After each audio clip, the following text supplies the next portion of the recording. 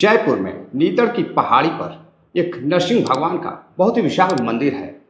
एक विधवा महिला अपने बेटे के साथ वहां दर्शन करने के लिए जाती है, लेकिन तभी वहां कुछ ऐसा होता है उसके साथ कि वहां से वह जान बचाकर किसी तरह से भागते हुए मंदिर की तरफ जाती है। आगे आगे बेटा, पीछे पीछे माँ दौड़ रही थी। भागते हुए मंदिर के पुजारी के पास पहुंचती है और कहती है कि बाबा मुझे बचा लीजिए, मेरी जान जाने वाली है, वो मुझे मार देगा। अब ऐसा क्या हुआ, कौन उसे मार देगा? अब पुजारी शन्न रह जाते हैं। अब उस विधवा महिला को मंदिर के अंदर ले जाकर बंद कर देते हैं और उसे सुरक्षा देते हैं। और तभी पुलिस को फ़ोन किया जाता है। हर जाड़ा थाना को फ़ोन किया जाता है। हर जाड़ा थाना की पुलिस मौका वारदात पर पहुंचती है और उस व्यक्ति को, जिससे उस महिला को खतरा रहता है, उसे गिरफ्तार करती है। और गिरफ्तार करने के बाद जब महिला से पूछताछ की जाती है कि आखिर तुम्हारे साथ ऐसा क्या हुआ, तुम यहाँ कैसे आई, क्या करने आई, जब सारी सवाल जो है, जितने सवाल रहते हैं, पुलिस दागती है, तो महिला एक ऐसा खुलासा करती है जिसको सुनने के बाद वहाँ खड़े सभी लोग दंग रह जाते हैं, पैरों तले जमीन खिसक जाती है। तो साथियों, नमस्कार, प्रणाम। मैं आपका अपना विशु राय हाजिर हूँ जुर्म की दुनिया की एक और नई कहानी के साथ। दरअसल मैं बात कर रहा हूँ राजस्थान के जयपुर की। जयपुर में एक थाना लगता है, हरजाड़ा थाना। हरजाड़ा थाना के अंतर्गत एक व्यक्ति जो सीआईडी ऑफिसर रहता है, उसका नाम खड़क सिंह रहता है। खड़क सिंह पहले उदयपुर जोन के अंतर्गत मुख्यालय में काम किया करता था। उम्र 48 साल रहती है, शादीशुदा व्यक्ति रहता है, उसके बच्चे, पत्नी और बेटे भी रहते। काम कर रहा था। काम करते करते अब उसकी पोस्टिंग हो जाती है असिस्टेंट अकाउंटेंट ऑफिसर के पद पर। अब वहाँ वह लेखा जोखा और तमाम तरह की चीज़ों का देख रेख करता था। लेकिन एक दिन एक महिला वहाँ आती है और उससे कुछ बातचीत करती है। अब दरअसल शनिवार का दिन रहता है, शनिवार और संडे ऑफिस बंद रहता था, लेकिन वह अक्सर कर छुट्टियों के दिन भी ऑफिस में रहता था। पैसे का लालची भी था। अब इधर एक महिला, खूबसूरत महिला वहाँ जाती है और अपनी कुछ बात रखती है। तभी वो ऐसी डिमांड करता है कि महिला परेशान हो जाती है और महिला मना करती है और महिला को अकेला देख खड़क सिंह उसके साथ अभद्रता करने लगता है। अब महिला वहाँ से भागते हुए पुलिस थाने जाती है। पुलिस में जाकर शिकायत दर्ज कराती है। पुलिस जांच पड़ताल करती है तो मामला सही पाया जाता है। अब जब मामला सही पाया जाता है तो उसका वहाँ से ट्रांसफ़र कर दिया जाता है और ट्रांसफ़र किया जाता है बांसवाड़ा में। बांसवाड़ा में वो अपना काम धाम देखने लगता है। अब बांसवाड़ा में काम धाम देखते देखते एक दिन उसकी मुलाकात होती है एक महिला जिसका नाम मीना रहता है। मीना की उम्र 33 साल रहती है। वह विधवा महिला रहती है। उसका 9 साल का बेटा रहता है। मीना का पति बहुत ही अच्छा काम करता था एक कंपनी में और उसे काफ़ी अच्छे पैसे मिलते थे, लेकिन एक बीमारी के चलते उसके पति की 7 साल पहले मौत हो जाती है। अब मौत हो जाती है, एक बेटा रहता है। घर वाले घर से निकाल देते हैं और वो अपने बेटे को लेकर अब उदयपुर में ही काम किया करती थी। अब वहाँ से वह बांसवाड़ा चली जाती है। बांसवाड़ा जाकर हाँ लोगों के घरों में चौका बर्तन यानी कि घरेलू काम कर कुछ पैसे जुटाती थी और अपने इकलौते बेटे के भविष्य के लिए दिन रात सोचती थी, मेहनत करती थी।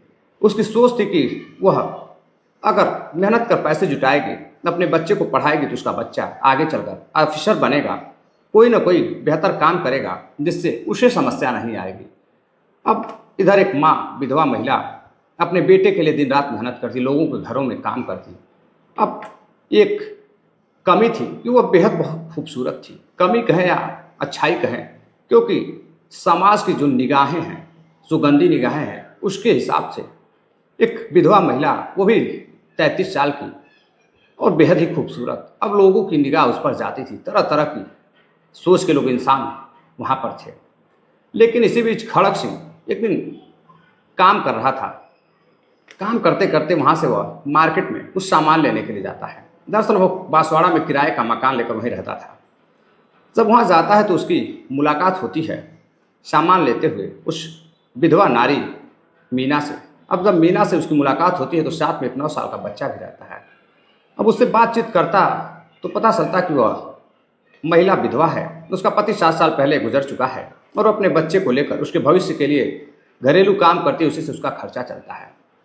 अब इसी बीच बातचीत करते करते वो अपना एक नंबर उसे देता है और कहता है कि देखो, मैं सीआईडी ऑफिसर हूँ, अगर तुम्हें कोई भी ज़रूरत होगी तो तुम बेहिचक मुझे फ़ोन करना, समझना कि मैं तुम्हारा अपना ही हूँ।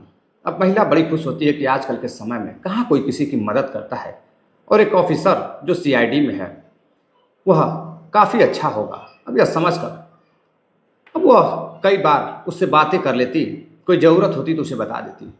अब धीरे धीरे सीआईडी ऑफिसर खड़क सिंह की नीयत बिगड़ने लगती है। नीयत का खराब तो पहले से ही रहता, अब नीयत बिगड़ती है तो वह उस खूबसूरत महिला पर उससे मिलने के लिए अपने कमरे पर बुलाता है, एड्रेस देता है। अब महिला कमरे पर जाती है, कमरे पर बैठकर वह बातचीत करता। लड़का भी 9 साल का साथ में था तो वो उसे कुछ पैसे देकर बाहर सामान लाने के लिए भेज देता है, और महिला से बातचीत करता है और कहता है कि देखो, मेरी भी पत्नी नहीं है, मैं भी अकेला हूँ, और मैं चाहता हूँ कि हम दोनों मिलकर एक दूसरे के साथ रहें, और मैं तुम्हारे बच्चे का भविष्य बना दूंगा। मैं सीआईडी ऑफिसर हूँ, मेरे पास काफ़ी पैसे हैं, पैसों की कोई कमी नहीं है, और तुम्हें जीवन साथी मिल जाएगा, मुझे जीवन संगिनी मिल जाएगी। अब यह बात सुनते ही जो महिला रहती है वह थोड़ी सी सोचती है, सोचने के बाद बताती है ठीक है, मैं सोच कर बताऊँगी। मैं वहाँ से वह चली जाती है। अगले दिन वह फ़ोन करती है और कहती है कि ठीक है, मैं आपके साथ रहने के लिए तैयार हूँ, अगर आप मुझसे शादी करेंगे तो मैं आपके साथ रहने के लिए तैयार हूँ, और मेरे बच्चे का भविष्य का सवाल है जो आप बनाने की बात कर रहे हो। अब उधर खड़क सिंह अंदर ही अंदर बहुत खुश होता है। अब उसे लगता है कि जैसे कोई बहुत बड़ी खुशी मिल गई हो, और क्यों नहीं खुशी उसे मिल गई थी, जो उसकी इच्छा थी, जो चाहत थी, वह उसे उसके पास चल कर आ रही थी। अब वो अगले दिन महिला उसके कमरे पर जाती है, और इधर खड़क सिंह उसके साथ फिजिकल रिलेशन बनाने लगता है, और बच्चे को सामान लाने के लिए बाहर भेज देता। फिजिकल रिलेशन बनाने लगता है। अब धीरे धीरे वो अपने कमरे पर रहती है, अपने कमरे पर रहता, हर रोज़ अपने कमरे पर बुलाता और उसके साथ फिजिकल रिलेशन बनाता।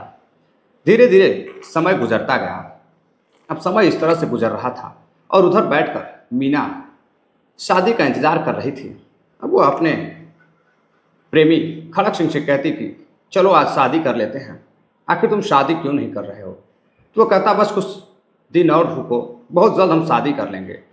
अब वो उस महिला के साथ शोषण करता, उसका शारीरिक संबंध बनाता रहता, उसके साथ उसे प्यार का झांसा देकर उसके साथ खिलवाड़ करता रहता। अब महिला परेशान हो जाती है। परेशान होकर एक दिन कहती है कि देखो, अब मैं तुमसे शादी करना चाहता हूँ, और तुम अगर शादी नहीं करोगे तो मैं तुम्हारे पास नहीं आऊँगी। तभी वह कहता है कि देखो, हम दोनों एक दूसरे को बेहद प्यार करते हैं, और शादी तो जब चाहो तब कर लो, चलो मैं कल शादी कर लूँ, लेकिन कुछ चीज़ें हैं, पहले एक घर खरीदा जाएगा, और घर खरीदने के बाद शादी होगी, ताकि हम लोग अपने मकान पर रह सकें। महिला को लगता है कि खड़क सिंह सही कह रहा है, एक अपना घर होगा, उसमें हम लोग रहेंगे।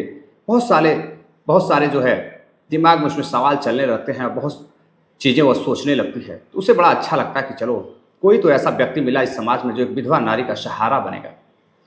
अब महिला मीना अपने बेटे से बातचीत करती, और वहाँ से फिर कुछ दिनों के लिए उदयपुर चली जाती। अब उदयपुर में वह जाने के बाद वहीं अपना काम धाम करती थी, वहीं रहने लगती है। अब इधर बांसवाड़ा में कई दिन गुजर जाते हैं, फिर वह उदयपुर जाता है, और उदयपुर से अपनी प्रेमिका को लेकर अपने बांसवाड़ा आता है। और बांसवाड़ा आने के बाद अब वहाँ से कुछ दिन 10 दिन रखता, 10 दिनों तक वह उस महिला के साथ शारीरिक संबंध बनाता। मन भर जाता तो उस महिला को उसके बेटे के साथ बस पर बैठाकर उदयपुर भेज देता। फिर एक दिन महिला फ़ोन करती है और कहती है कि एक काम करो कि घर बाद में लेंगे, पहले तुम शादी कर लो, काफ़ी दिन हो चुके हैं, लोग क्या सोचेंगे, अगर किसी को कुछ पता चला तो लोग हमारे बारे में गलत सोचेंगे, एक तो मैं विधवा हूँ, दूसरे बदनाम हो जाऊँगी। अब इधर खड़क सिंह मन ही मन में कुछ सोचने लगता है, अब उसके जिसमें सवाल चलने लगते हैं। अब उधर उस खड़क सिंह की बीवी फ़ोन करती है, घर बुलाती है, उधर वो घर चला जाता है, बच्चों में चला जाता है। अब बच्चों के साथ कुछ दिन रहता है, उधर बार बार फ़ोन आ रहा था, वो फ़ोन कट कर दे रहा था। अब जैसे ही बांसवाड़ा पहुँचता है, मीना भी उसे फ़ोन करती है और कहती है कि तुम्हारा नंबर बंद था, आखिर तुम कहाँ थे। तो वह बताता है कि वो एक मिशन पर गया हुआ था, इसलिए उसका नंबर बंद था। वह प्लान के तहत बताता है कि वह दर्शन करने वाला है, वह जयपुर की पहाड़ियों में जाने वाला है, वहाँ पहले वह काम कर चुका है। एक काम करो, तुम आ जाओ। तकरीबन वह 11 जून की रात दिन को फ़ोन करता है, और अपनी प्रेमिका मीना को जयपुर बुलाता है।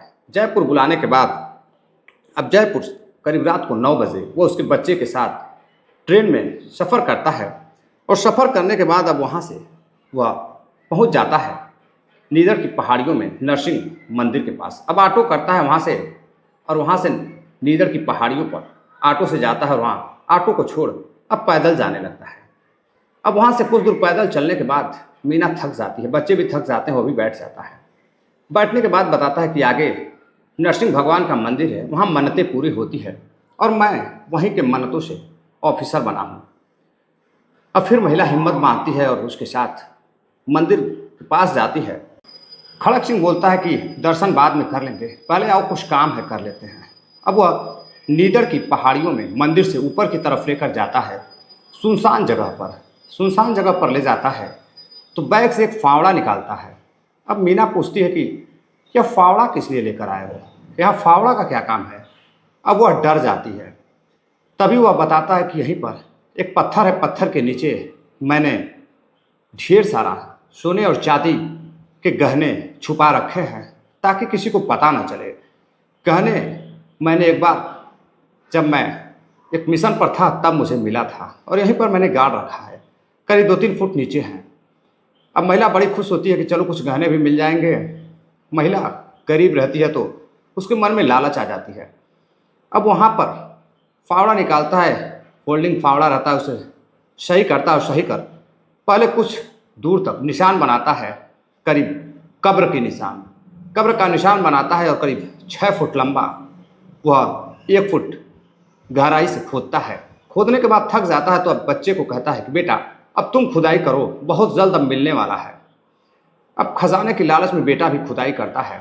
अब धीरे धीरे कब्र 2 फुट की हो जाती है। अब 9 साल का बच्चा कितना मेहनत कर सकता है। अब जितना हो सकता था उतना ही खुदाई करने के बाद कहता है माँ मैं थक गया हूँ, अब मैं नहीं खोद पाऊँगा। अब उसकी माँ हार मानकर मेहनती रहती है। मीना दिन भर लोगों का काम करती थी। अब वह 1 फुट धीरे धीरे करके खुदाई करती। अब धीरे धीरे कब्र 3 फुट चौड़ा और 6 फुट लंबा खुदाई हो जाती है। अब धीरे धीरे समय भी गुजर रहा था।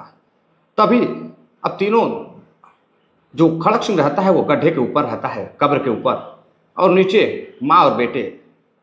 तभी अपने बैग से एक चाकू निकालता है। तभी मीना चाकू को देख लेती है और पूछती है कि ये चाकू आप किस लिए निकाल रहे हो। खड़क सिंह कहता है यह चाकू अभी थोड़ी सी और जब हम लोग खुदाई करेंगे तो उसमें से प्लास्टिक में कुछ सोने मैंने रखा हुआ है छुपा कर, तो उसे प्लास्टिक को इसी चाकू से फाड़ा जाएगा। अब मीना खुदाई पर थोड़ा सा ध्यान देती है, तभी वह चाकू से बच्चे के गर्दन पर वार करता है और बच्चा वहीं गिर जाता है और चीखने लगता है जोर जोर से। तभी माँ देखती है कि उसका प्रेमी उसके बच्चे पर वार कर रहा था लेकिन बच्चा बच जाता, थोड़ी सी गले पे खरोच आती और उधर फिर वो अपने प्रेमिका मीना पर वार करता है और मीना भी बच जाती। तभी लड़के के हाथ में एक पत्थर आता है और उससे जोरदार तरीके से वार करता है और उसके कान के पास लगता है। अब उधर खड़क सिंह गिर जाता है और तुरंत दोनों किसी तरह से निकलकर भागने लगते हैं। खड़क सिंह पीछा करता है लेकिन तब तक दोनों काफ़ी आगे भाग चुके थे। खड़क सिंह के कान फट चुके थे, वहाँ से खून आ रहा था। वह कान पकड़कर दौड़ता हुआ उस महिला और बच्चे की तरफ भाग रहा था कि ताकि उन्हें पकड़ लिया जाए। पूरा प्लान मारने का था, 10 दिनों से वह प्लान बना रहा था। अब भागते भागते मीना अपने बेटे के साथ नरसिंह मंदिर के पुजारियों के पास पहुंचती है और पुजारी देखते हैं कि सामने से एक लड़का और एक महिला दौड़ते हुए आ रही हैं। तो वह समझ जाते हैं कि कुछ गलत हुआ है, जगह सुनसान रहती है। फौरन उस महिला के पास पहुंचते हैं और पूछते हैं बेटा क्या हुआ। वह सारी हकीकत बताती है और तभी लोग दौड़कर उस पुजारी और जो लोग रहते हैं उस व्यक्ति खड़क सिंह सीआईडी ऑफिसर की तरफ जाते हैं और उसे पकड़ने की पूरी कोशिश करते हैं। तभी वो गिर जाता है और वह पकड़ा जाता है। अब पुजारी पुलिस को फ़ोन करते हैं, पुलिस आती है और खड़क सिंह को गिरफ्तार करती है। जब गिरफ्तार करती है तो उसकी सारी हकीकत, सारी कुंडली एसपी साहब निकालते हैं तो पता चलता है कि कई बार वह महिला के साथ छेड़खानी भी कर चुका है। और लेकिन सबसे हैरानी की बात थी कि कभी उसे सस्पेंड नहीं किया गया, हमेशा उसका ट्रांसफ़र कर दिया जाता था। अब 48 साल का खड़क सिंह 15 दिन की रिमांड पर पुलिस उसे लेती है और उससे पूछताछ करने के बाद अब जेल भेज देगी। और जेल में अब जज साहब कोर्ट में क्या सज़ा सुनाते हैं देखने वाली बात होगी। तो साथियों, एक विधवा नारी के साथ एक सीआईडी ऑफिसर जो पढ़ा लिखा व्यक्ति, जिसे समाज की जिम्मेदारी होती है समाज का लोक कल्याण करने की, समाज की सेवा करने की, और वह व्यक्ति लोगों की मदद करने की बजाय खुद हफ्सी दरिंदा बन जाता है। तो साथियों, कमेंट कर ज़रूर बताइएगा कि ऐसे व्यक्ति के साथ, ऐसे अधिकारियों के साथ, ऐसे ऑफिसर के साथ आखिर क्या व्यवहार करना चाहिए। जज साहब यानी कि कोर्ट क्या सज़ा उन्हें देगी, ये तो बात की बात होगी। आपके हिसाब से उसे क्या सज़ा होनी चाहिए, कमेंट कर ज़रूर बताइएगा। चलते चलते कुछ साथियों ने अपील किया है कि उनका नाम ज़रूर लिया जाए, तो उनको हमारे सबसे प्रिय साथी हैं रामराज जी हैं जोधपुर से, फैज़ल खान भाई हैं राजस्थान से, आनंद दास मानिकपुरी हैं छत्तीसगढ़ से, कविता तोमर जी हैं मुजफ्फरनगर से। आप सभी साथियों का बहुत बहुत धन्यवाद। और कविता तोमर जी, आपका भी कमेंट पढ़कर काफ़ी अच्छा लगा। आप लोगों का जब कमेंट आता है तो अंदर से उत्साह बढ़ता है और मैं बेहतर से बेहतर कहानी आपके लिए लेकर आता हूँ, नई से नई कहानी आपके लिए लेकर आता हूँ। तो कमेंट आप लोग इसी तरह करते रहिए, कमेंट कर, वीडियो को लाइक कर अपना प्यार दिखाते रहिए, प्यार करते रहिए। मिलते हैं एक और नई कहानी के साथ, तब तक के लिए अपना ख्याल रखिएगा, अपने परिवार का ख्याल रखिएगा, अपने देश का ख्याल रखिएगा। जय हिंद, नमस्कार।